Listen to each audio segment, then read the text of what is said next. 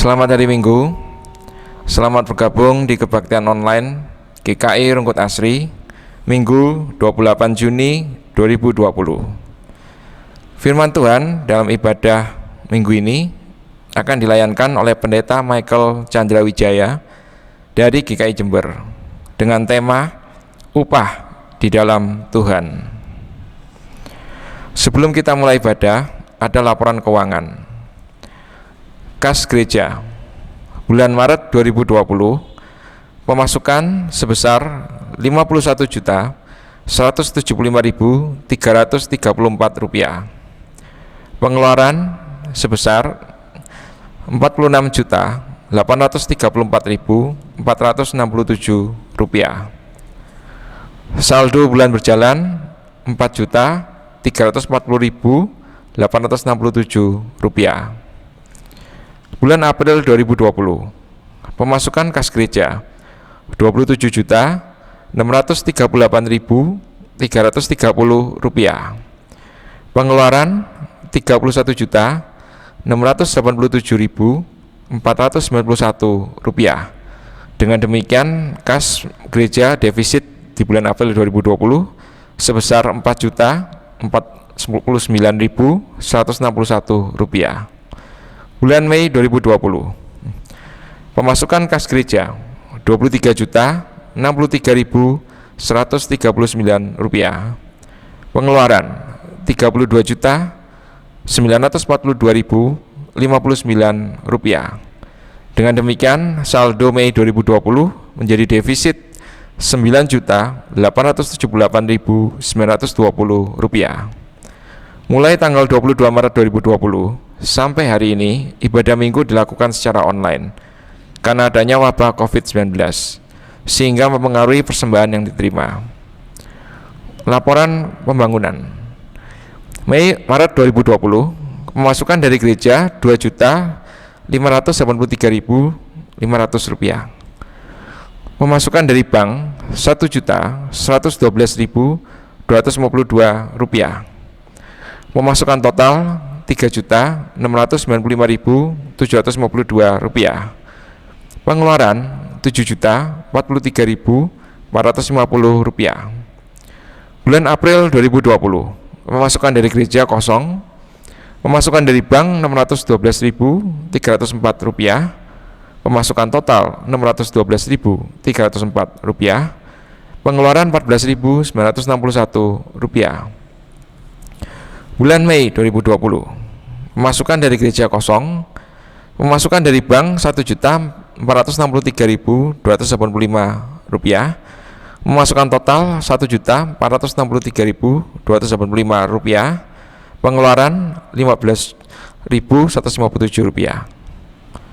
Sampai dengan bulan Maret 2020, cicilan dana bergulir ke klasis telah dicicil sebanyak 9 kali sebesar Rp65.225.000. Sisa hutang di klasis sebanyak Rp105.375.000. Mari kita masuk saat hening sejenak sebelum kita melanjutkan ibadah. Syukur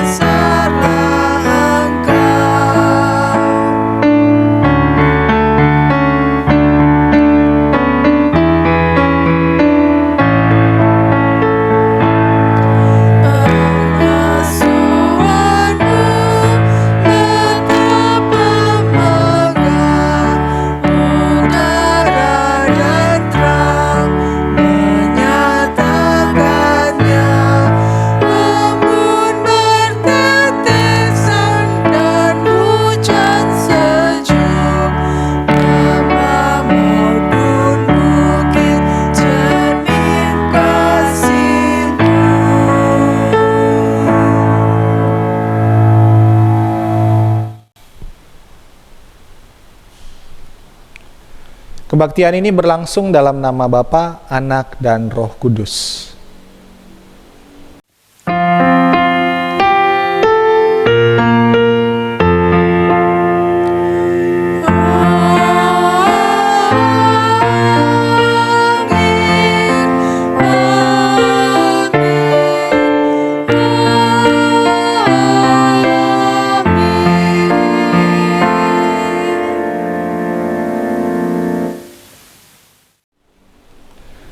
Kasih karunia Tuhan Yesus Kristus dan kasih Allah dan persekutuan Roh Kudus menyertai saudara sekalian. Dan menyertai saudara juga.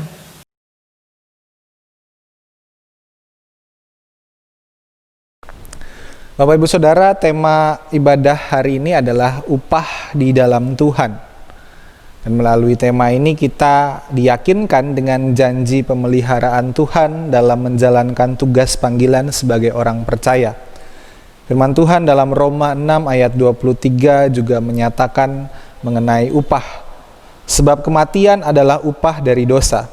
Tetapi hidup sejati dan kekal bersama Kristus Yesus Tuhan kita adalah pemberian yang diberikan oleh Allah dengan cuma-cuma.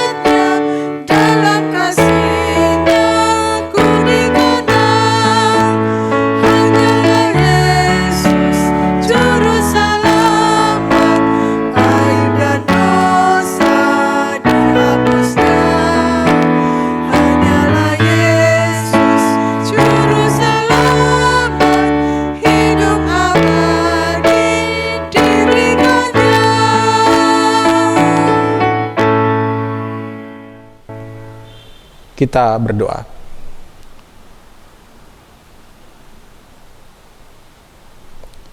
Ya Tuhan, kami mengaku bahwa selama ini kami hidup dalam dosa dan kesalahan. Namun kami rindu Engkau tinggal di dalam hati kami. Karena itu datanglah ya Tuhan, tebuslah kami dengan darah-Mu dan pulihkanlah kami. Jadikanlah hati kami putih bersih dengan kasih-Mu yang besar, indah, dan abadi. Kami serahkan hidup kami kepadamu ya Tuhan. Amin.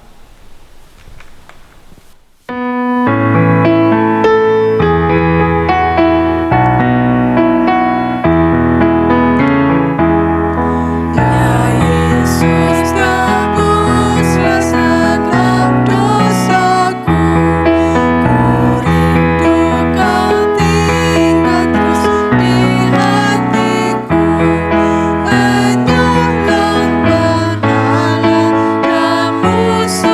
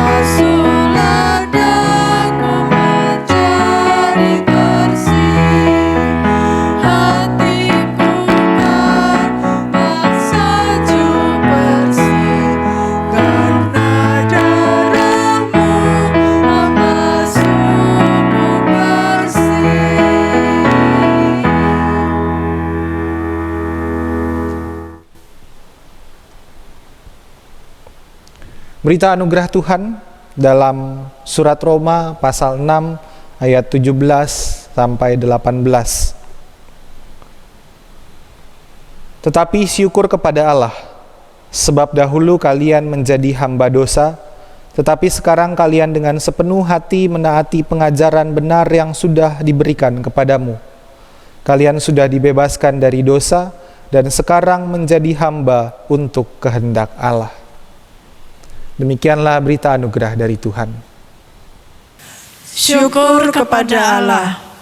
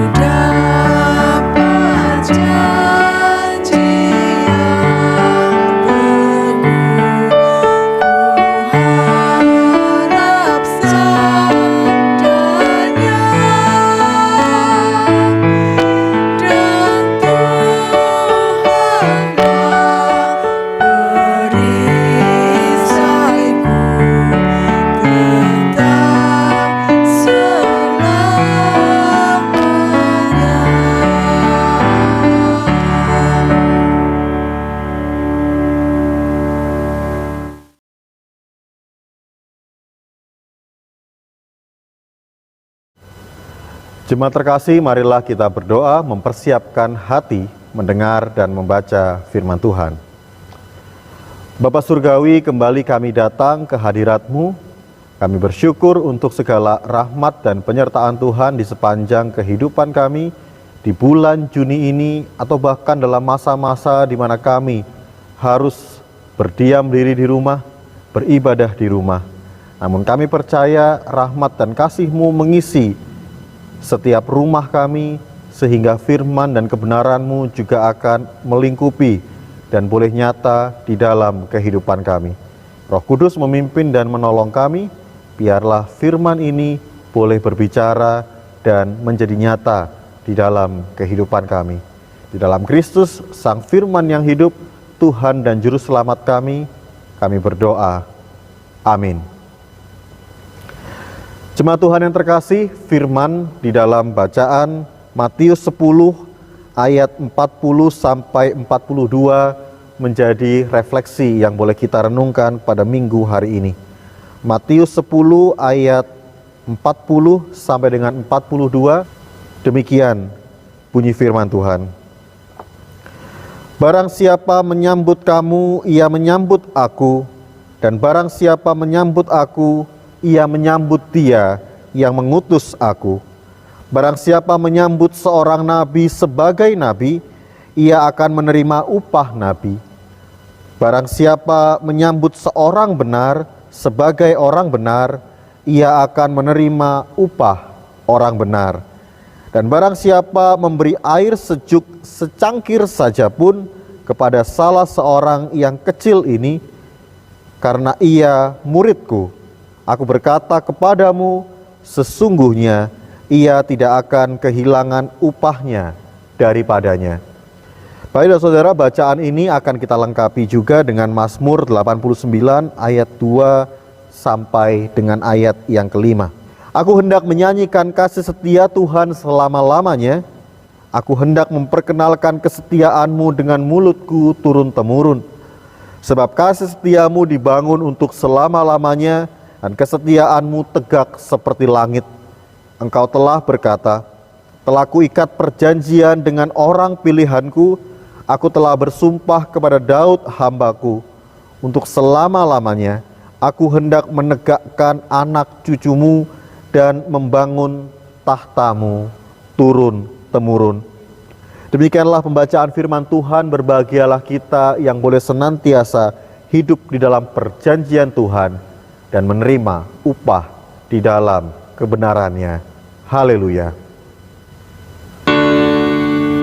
Haleluya, haleluya, haleluya.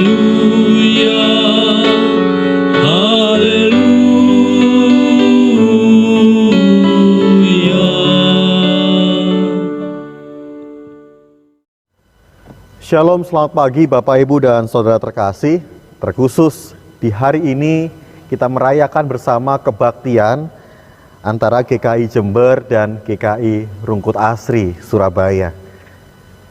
Kami berdua memang bersepakat Bapak Ibu untuk bersama-sama bisa sharing pelayanan, sehingga minggu depan Bapak Ibu yang di Jember akan dilayani oleh Pendeta Theonoya.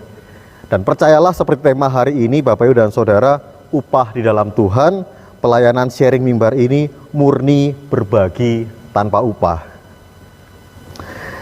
Nah, berbicara tentang tema hari ini, Bapak Ibu dan Saudara, upah itu selalu identik dengan bayaran. Upah itu cenderung berbicara tentang berapa nominal rupiah yang akan diberikan atau yang akan kita dapatkan. Dan tentu sebagai seseorang yang bekerja, Bapak Ibu dan Saudara, yang mencari kerja atau termasuk juga para pemberi kerja, maka upah akan menjadi salah satu sorotan dan perhatian yang paling utama atau bahkan menjadi faktor yang amat menentukan di dalam realita kehidupan tersebut. Sehingga tema kita di hari ini Bapak Ibu dan Saudara sesungguhnya berbicara tentang realita kehidupan kita. Ada dua realita yang ingin saya paparkan bagi Bapak Ibu dan Saudara sekalian, bahwa di tengah segala dinamika pekerjaan maupun relasi sosial, upah itu menjadi pengikat di dalam kehidupan kita. Seperti yang tadi sudah saya katakan, bagi yang mencari kerja ataupun bagi yang memberi kerja, upah itu menjadi pengikat di dalam kontrak dan relasi kerja tersebut. Atau bahkan di dalam kehidupan kita sehari-hari pun, seringkali kita juga berkelakar dan mengatakan kepada orang-orang di sekeliling kita, wani piro, atau bayaran upah apa yang akan diberikan kepada saya, imbalan atau pahala yang akan kita terima jika kita mau melakukan sesuatu hal atau kita kemudian berbicara tentang tindakan-tindakan yang dimintakan kepada kita. Atau dengan kata lain, realita yang pertama ini ingin mengatakan kepada saudara dan saya bahwa hidup dan relasi kita amat lekat dan dihitung dengan materi. Hidup ini cenderung bersifat transaksional. Di dalam realita pertama tersebut Bapak Ibu, hidup kita penuh dengan transaksi. Namun agak ironis di sini, bukan hanya kita sering berkata wani piro dan menuntut banyak hal dalam kehidupan kita, tetapi kenyataan realita yang lebih besar lagi, bukan hanya secara pribadi ataupun relasi seorang dengan yang lain, tetapi isu transaksional itu menjadi sebuah potret sosial kehidupan masyarakat kita sebagai bangsa Indonesia, atau yang kadang sekarang sering disebut warga 62, Bapak Ibu dan Saudara. Indonesia masih sering dicap sebagai negara yang murah karena kualitas SDM yang juga masih kalah termasuk dibandingkan dengan negara-negara tetangga. Data KSPI, yaitu Konfederasi Serikat Pekerja Indonesia yang saya kutip Bapak Ibu dan Saudara, mengatakan bahwa rata-rata upah pekerja di Indonesia masih berada di bawah negara-negara seperti Singapura, Malaysia, Thailand, bahkan juga Filipina dan Vietnam. Upah orang Thailand itu sendiri Bapak Ibu dan Saudara sebagai contohnya sudah 2 kali upah orang Indonesia. Bahkan negara Filipina saja dikatakan sudah 1,5 kali upah kita. Sekalipun menurut KSPI, produktivitas orang Indonesia saat ini dapat dikatakan kurang lebih sama dengan Thailand dan Filipina itu. Upah pekerja Indonesia hanya menang dari Laos dan Kamboja. Sedih memang Bapak Ibu, tetapi kenyataan ini menjadi sebuah potret yang mau kita renungkan bersama. Sehingga tidak jarang dengan situasi seperti ini, banyak warga negara kita atau bahkan anak-anak kita, mereka yang pintar, mereka yang kompeten, pada akhirnya memilih untuk bekerja dan mencari upah di luar negeri. Sebab negara kita pun belum dapat menghargai karya dan jerih lelah bangsa sendiri. Bahkan kenyataan yang sering kita temui sebagai negara yang dicap demikian, toh bangsa ini pun juga belum secara sungguh-sungguh ingin membangun kualitas negara kita. Artinya Bapak Ibu dan Saudara, realita yang kedua, selain hal transaksional tadi, upah yang hari ini kita bicarakan dan menjadi tema ibadah kita, sesungguhnya memotret siapa diri kita.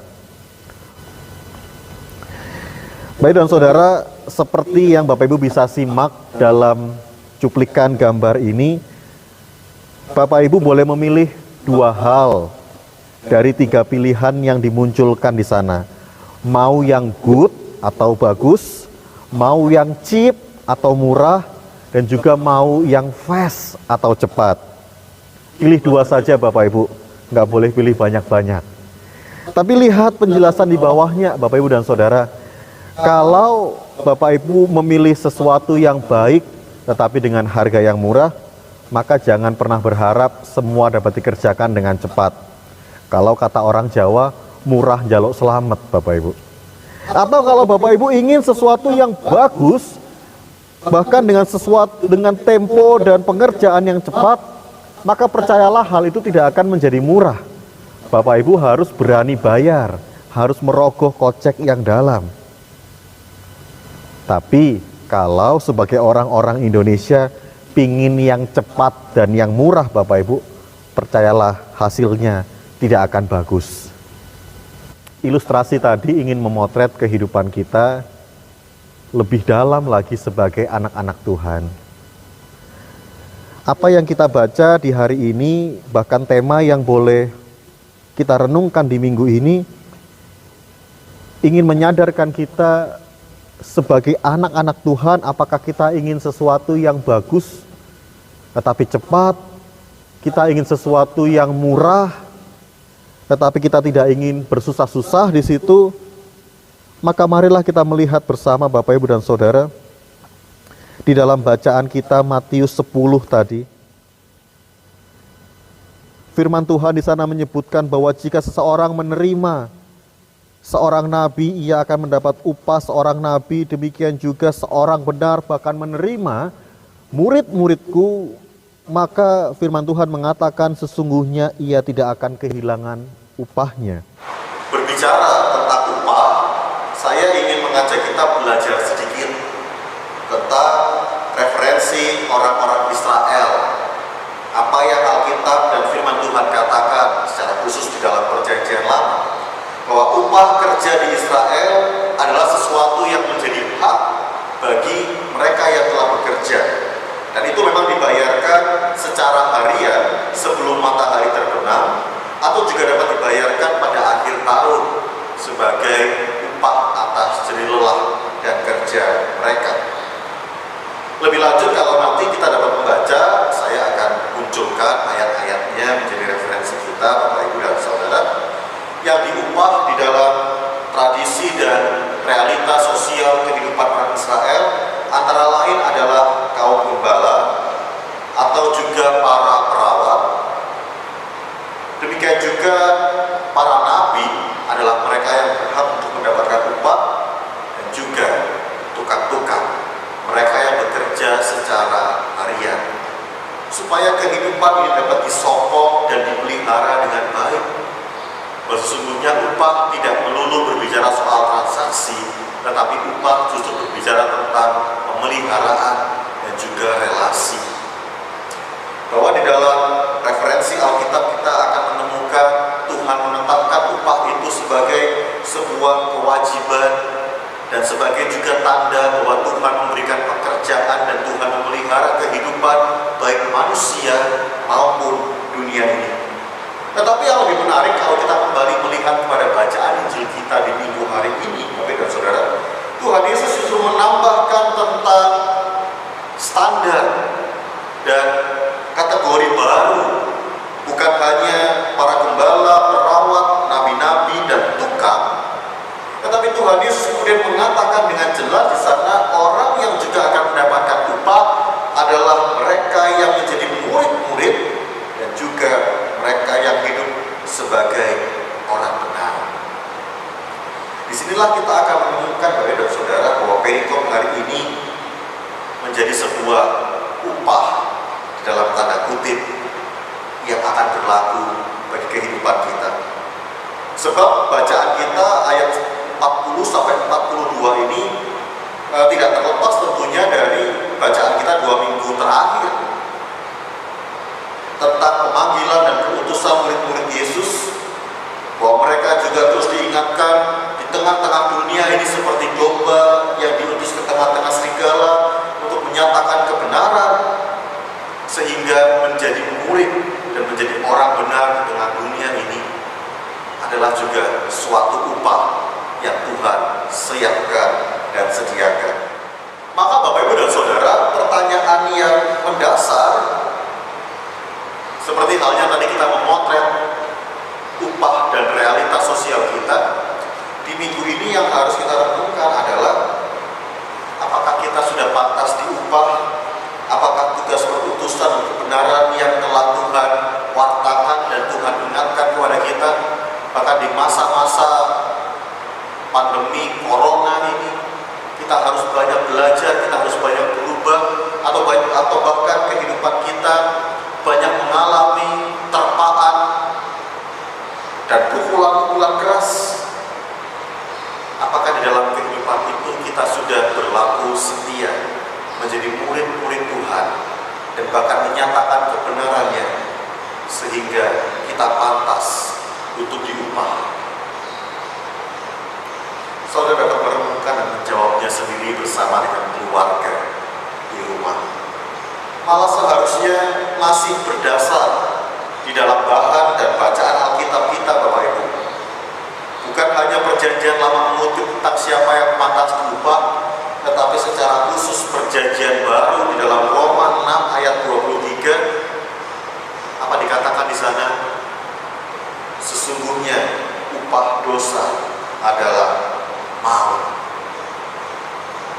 Bahwa sesungguhnya, Bapak dan Saudara, Anda dan saya, kita sama-sama tidak pantas dan tidak layak untuk mendapatkan upah, sebab bagian kita sesungguhnya adalah maut, adalah kematian. Namun syukur kepada Allah, Dia yang memilih kita, Dia yang memanggil dan mengutus saudara dan saya, menjadikan kita murid-murid-Nya, bahkan lebih lagi menjadi mitra kerja Allah, sehingga dengan hidup sebagai orang-orang benar, kita dipanggil untuk menyatakan siapa Dia yang telah mengutus saudara dan saya. Kita menghadirkan Dia yang telah mengupah kita, Dia yang telah membenarkan saudara dan saya.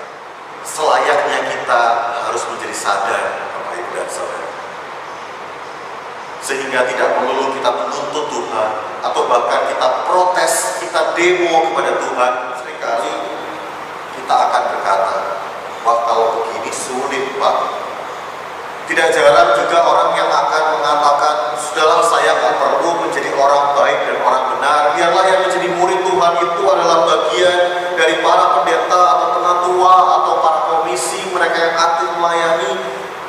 Sementara bagian saya, sudahlah saya memberi upah saja. Jangan Bapak Ibu dan Saudara, bukankah hukum dunia ini mengatakan untuk segala sesuatu yang susah ada upah yang sepadan juga. Namun ketika di hari ini kita sadar bahwa kita bukan menerima upah di akhir kerja kita, tetapi Tuhan telah menyediakan pemeliharaannya. Bahkan bukan hanya lagi seperti tradisi perjanjian lama bagi para gembala, nabi ataupun pekerja-pekerja buruh, tetapi Tuhan menyediakan anugerah di depan kehidupan kita sebagai sebuah status dan identitas yang baru yang dimiliki saudara dan saya. Sehingga pandangan kita harus berubah Bapak Ibu untuk upah yang sedemikian besarnya. Janganlah kita kemudian hidup sia-sia. Janganlah kemudian kita tidak mau bersusah-susah dan memperjuangkan karya keselamatan Allah di dalam dunia ini.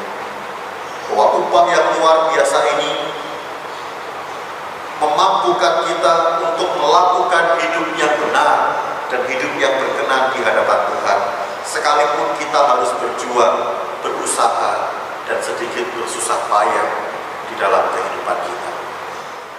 Tanganku kerja buat Tuhan, mulutku memuji namanya, kakiku berjalan cari jiwa, upahku besar di surga. Bagian terakhir memang melegakan. Bapak Ibu mengatakan bahwa ada upah yang besar yang menanti perjuangan dan kehidupan kita. Nah, sebagai orang percaya di Indonesia, sebagai orang Kristen di Indonesia, bahkan gereja kita judulnya itu Gereja Kristen Indonesia, Bapak Ibu dan Saudara, kita kadang seringkali melompat pada bagian akhir itu. Ya sudahlah, jalani hidup ini, upahku besar di surga. Kita lupa bahwa tanganku harus kerja buat Tuhan, mulutku harus memuji namanya. Sehingga biarlah upah yang besar yang sudah dinyatakan di dalam anugerah itu kita wujudkan di dalam perjuangan dan kerja kita. Bagi yang bekerja, bekerjalah dengan sungguh-sungguh. Bahkan bekerjalah sebagai orang benar. Nyatakanlah pribadi kita sebagai murid-murid Tuhan.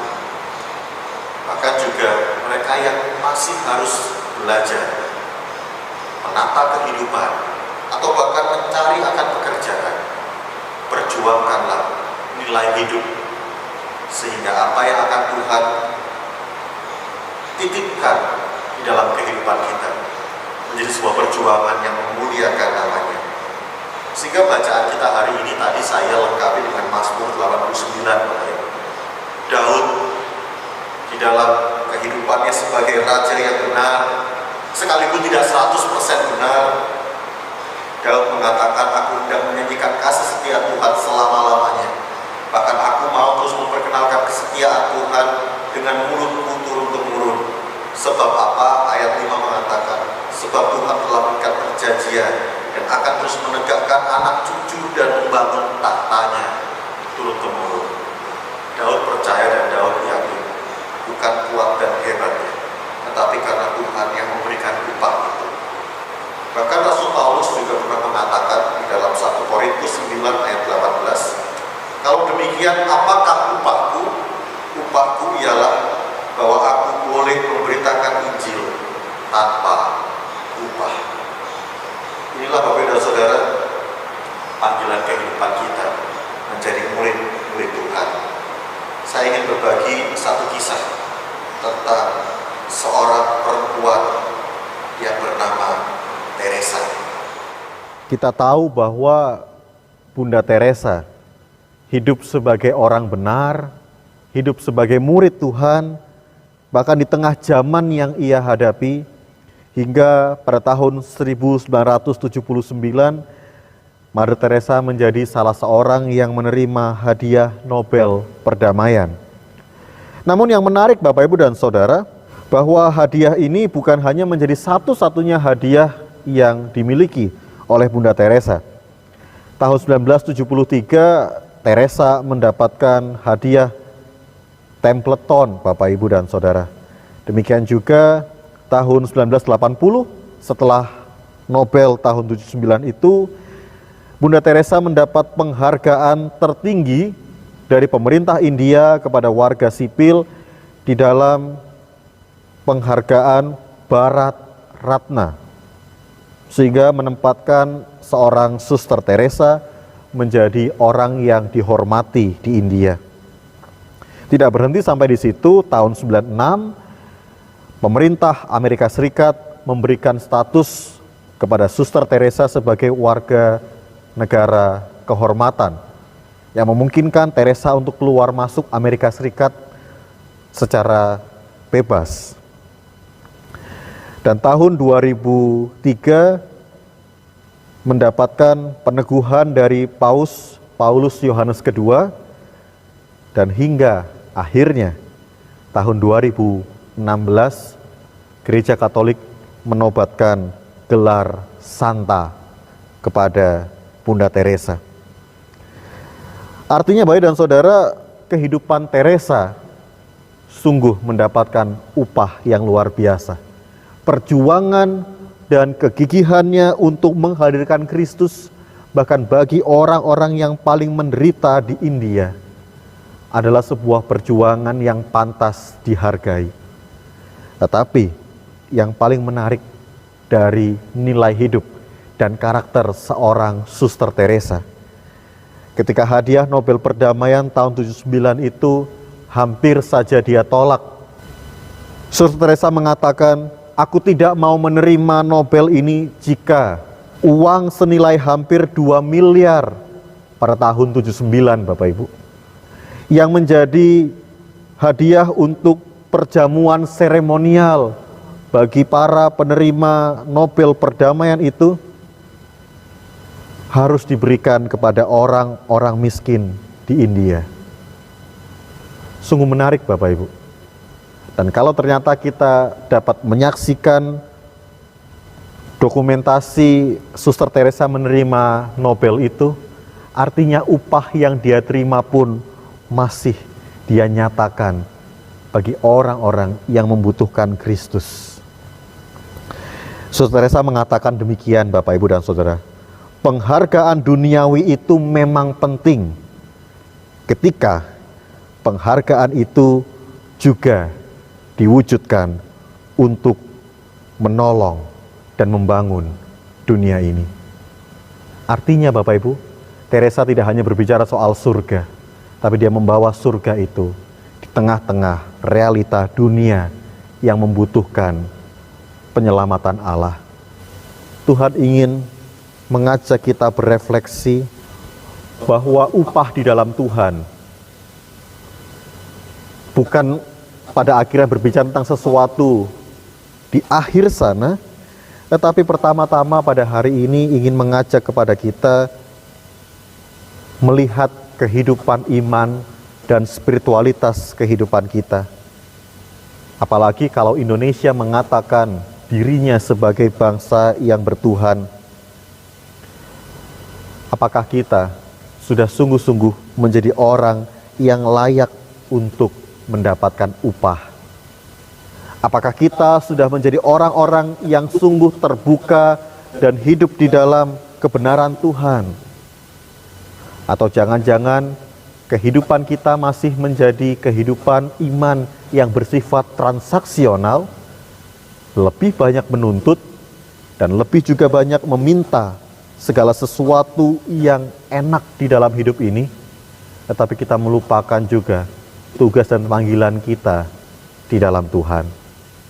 Biarlah kita boleh terus berjuang di dalam hidup ini, menjadi orang-orang benar, dan disitulah kita membawa upah dan menyatakan kehadiran rahmat Allah di dalam kehidupan kita.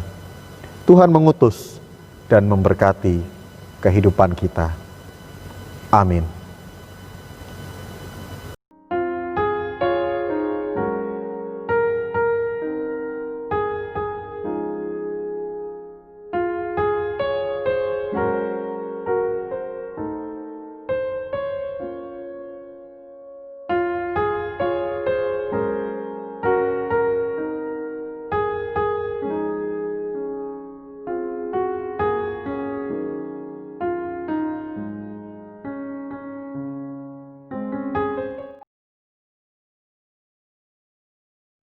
Bersama umat percaya pada masa lalu, masa kini, dan masa depan, marilah mengingat pengakuan pada baptisan kita menurut pengakuan iman rasuli. Aku percaya kepada Allah, Bapa yang Maha Kuasa, Khalik langit dan bumi, dan kepada Yesus Kristus, Anak yang tunggal Tuhan kita, yang dikandung daripada Roh Kudus, lahir dari darah Maria, yang menderita sengsara di bawah pemerintahan Pontius Pilatus, disalibkan, mati dan dikuburkan, turun dalam kerajaan maut. Pada hari yang ketiga, bangkit pula dari antara orang mati, naik ke surga, duduk di sebelah kanan Allah, Bapa yang Maha Kuasa. Dan dari sana Ia akan datang untuk menghakimi orang yang hidup dan yang mati. Aku percaya kepada Roh Kudus, gereja yang kudus dan am, persekutuan orang kudus, pengampunan dosa, kebangkitan orang mati, dan hidup yang kekal. Amin.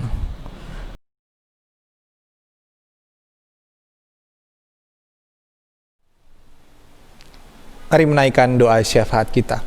Kita berdoa. Ya Tuhan, hari ini kami datang dengan syukur kepadamu atas kasih setia Tuhan yang selalu kami rasakan, atas penyertaan Tuhan, pemeliharaan Tuhan bagi kami sekalipun kami berada di tengah situasi yang tidak menentu. Dalam segala kegamangan dan kegalauan kami, Tuhan beserta kami. Dan karena itu Tuhan, saat ini juga kami mau menyatakan kasih dan penyertaan Tuhan itu melalui ibadah ini. Dan melalui doa kami ini, doa syafaat yang kami naikkan ini, kami mau mendukung rekan-rekan kami, saudara-saudara kami, mereka yang terbaring sakit, mereka yang lemah dalam pemulihan, dalam perawatan. Kami serahkan mereka dalam tangan penyertaan Tuhan. Penghiburan dan penguatan dari Tuhan biarlah dapat mereka rasakan dan terus dapat bertumbuh, berbuah sekalipun dalam keadaan yang lemah. Kami juga berdoa khusus bagi mereka yang terinfeksi COVID-19, mereka yang menjadi ODP atau PDP, mereka yang harus bergumul dalam keseharian mereka dengan keberadaan diri mereka. Tuhan sertai mereka, tolonglah mereka ya Tuhan. Di dalam kekhawatiran, dalam ketakutan mereka, kami percaya Tuhan tetap memelihara, menjadikan mereka dapat terus berpengharapan di dalam Tuhan. Kami berdoa juga bagi mereka yang terdampak baik secara sosial, secara ekonomi, secara psikologis dari pandemi COVID ini. Mereka yang membutuhkan pertolongan kami. Tuhan sertailah kami sebagai gereja-Mu untuk terus menyatakan kasih dan rahmat Tuhan dalam karya kami di tengah dunia ini, untuk berbagi dengan sesama, untuk menolong mereka yang membutuhkan, untuk hadir bagi pemulihan sesama kami. Sertailah kami sebagai gereja dalam pergumulan kami juga. Biarlah Tuhan terus memberikan kami kekuatan untuk terus memancarkan kasih Allah di tengah krisis ini. Saat ini Tuhan, ketika tempat-tempat ibadah yang lain mungkin sudah bersiap-siap untuk membuka rumah ibadah mereka sebagai tempat kebaktian, beribadah lagi bersama secara tatap muka. Namun kami masih mengambil keputusan untuk menunda. Kami menanti keadaan menjadi lebih baik. Karena kami percaya bahwa Tuhan tidak menghendaki kami untuk tergesa-gesa dan terburu-buru. Dan Tuhan mau juga agar kami mempertimbangkan dan kami memperjuangkan kehidupan. Karena itu tolonglah kami Tuhan dalam segala keputusan yang kami ambil. Tolonglah kami dalam pertimbangan, dalam persiapan kami, di dalam majelis jemaat, di dalam tim yang telah disiapkan untuk kembali membuka gedung gereja yang kami belum tahu kapan akan kami lakukan. Dan biarlah Tuhan, Engkau juga yang memberikan kekuatan bagi umat-Mu, kesabaran untuk terus menjalani ini, menjalani segala konsekuensi yang harus dihadapi ini Tuhan, sambil tetap berserah, berpengharapan pada kasih dan penyertaan Tuhan dalam kehidupan kami bersama di tengah dunia. Kami berdoa bagi pemerintah kami yang saat ini sudah menetapkan normal baru atau new normal dalam kehidupan bermasyarakat, dengan segala pertimbangan yang mereka ambil, keputusan yang mereka ambil ini biarlah menjadi kebaikan juga Tuhan, sekalipun ada ketakutan, sekalipun ada kekhawatiran yang kami rasakan, namun ajarlah kami juga untuk dapat bersinergi, bekerja sama dengan pemerintah kami, dengan aparat, untuk kebaikan banyak orang, terutama di negeri kami, Indonesia. Tuhan, berikanlah kebijaksanaan bagi mereka yang memimpin negeri ini dari pusat sampai daerah. Berikanlah mereka hati yang mau terus untuk memperjuangkan kebaikan untuk banyak orang, kekuatan dan komitmen bagi mereka untuk menanggulangi wabah ini, untuk memperjuangkan kesejahteraan juga bagi seluruh rakyatnya. Kami berdoa bagi segala pergumulan kami yang kami alami, yang kami lalui dalam kehidupan sehari-hari. Kami percaya Tuhan, ketika kami mau mengikut Engkau, kami memperoleh kasih karunia, kami memperoleh kehidupan yang menopang kami, yang memampukan kami untuk terus bergumul dalam hidup kami, untuk menapaki dan menjalani keseharian kami dengan berpengharapan, dengan terus bersyukur kepada Tuhan yang boleh memberikan kehidupan kepada kami. Ada berbagai hal yang membuat kami bersedih, kami berduka, namun ada berbagai hal yang juga membuat kami bersuka cita, yang membuat kami berbahagia. Kami mensyukuri itu semua ya Tuhan, karena kami percaya bahwa dengan syukur kepadamu kami dapat menjalani hidup kami ini dengan lebih baik, dan kami dapat terus menjadi berkat dalam hidup kami. Terima kasih ya Tuhan, kiranya kasih setiamu terus memelihara hidup kami, dimanapun kami berada, apapun yang kami lakukan. Kami menyerahkan kehidupan kami, dan kami menyerahkan doa ini ke dalam tangan-Mu, di dalam nama Bapa, Anak, dan Roh Kudus. Amin. Mari bernyanyi dan bersyukur atas kasih setia dan rahmat Tuhan bagi kita. Firman Tuhan dalam Mazmur 89 ayat yang kedua. Aku hendak menyanyikan kasih setia Tuhan selama-lamanya, hendak memperkenalkan kesetiaan-Mu dengan mulutku turun-temurun.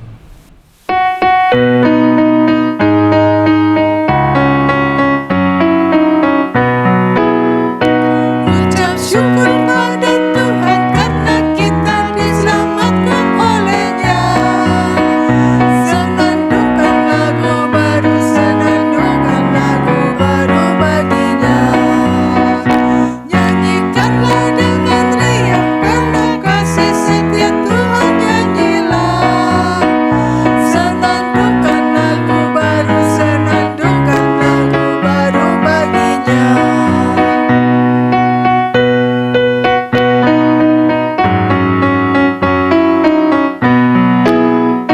Muliakan nama Tuhan karena kuasa-Nya abadi muliakan. Senandungkan lagu baru, senandungkan lagu baru baginya.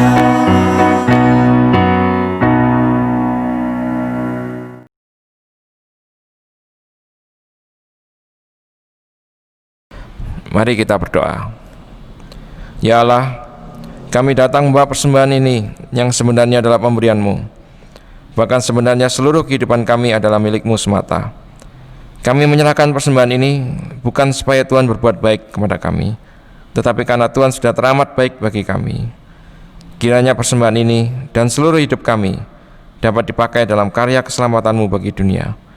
Ajarlah kami menyerahkan hidup kami bagi kebaikan sesama, sebagaimana Engkau telah menyerahkan hidup-Mu bagi kebaikan kami. Demi Yesus Kristus Tuhan kami. Amin.